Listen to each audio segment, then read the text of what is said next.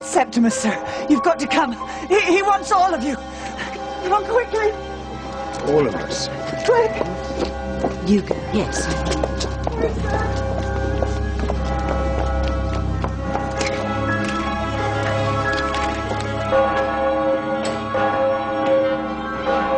Septimus! What are you doing? I'm calling you to confession. I know it's what the other lot do, but tonight we're going to do a bit of it here. When I first came here, I had a future. Isn't that true, Sir Philip? I was going to be a bishop. I could have gone higher. This was the first rung for me. And Nellie, we had ambitions. But then a child disappeared from this village, taken from outside her house as she was playing. And as the spiritual leader, I had to make sense of this. But how do you make sense of something insensible?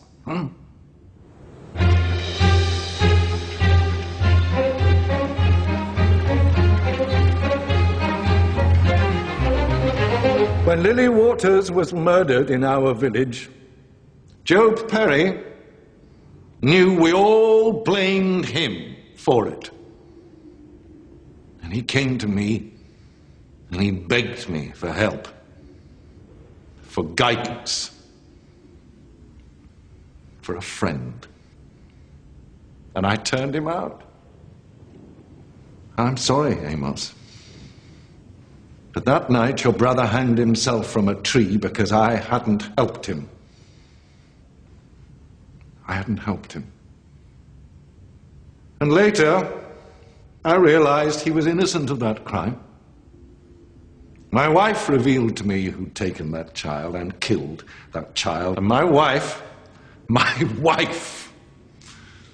begged me to stay quiet about Job's innocence and do what was right. Said it was in our interest to stay quiet. Who killed the child, Septimus? If you do not reveal who the killer was, there is a serious possibility that you will be arrested for perverting the course of justice. Do you understand?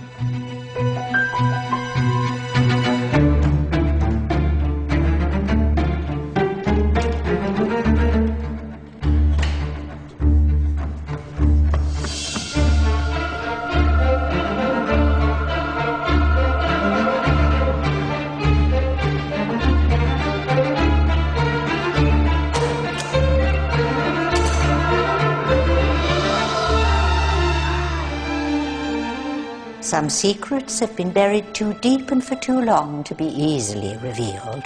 Isn't that true, Septimus?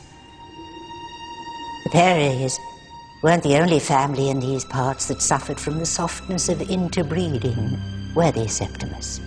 The Warrenders, at the other end of the social scale, suffered the same affliction. But the last one had married properly, hadn't she, Sir Philip? It had struck me as odd that your wife's memorial plaque was with the other Warrenders, for that's her family, isn't it? Julia Stark was the last Warrender. Yes. And Julia Stark had taken Lily Waters and killed her. Yes! And Nellie, full of deference to the social order, full of loyalty to you, Sir Philip, had agreed to support you in the cover-up, to let the blame fall on a man who couldn't defend himself, and to persuade her husband to allow a fraudulent plaque to be placed in his church.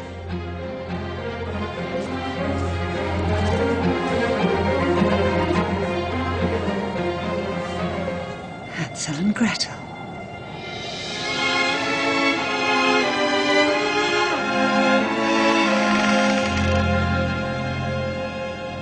If a woman is battling psychological problems, then Pregnancy, and especially the loss of a child, can be the crisis that pushes her over the edge. I believe this must have happened to your wife. She was a late mother, maybe 40, and I think you were aware of the immense pressure she was under. You brought her old family home and moved her here to where she had been happy as a child herself. You prepared the house for the arrival of the child with love, and when it didn't arrive, she took one from the village. My wife is dead. The wife you knew is dead. But down the years, you and Nellie have taken care of the shell that was left of Julia, haven't you? Keeping her resident in institutions, I imagine, and then retirement homes. Hiding her identity through the use of pseudonyms like Mrs. York and Mrs. Lancaster.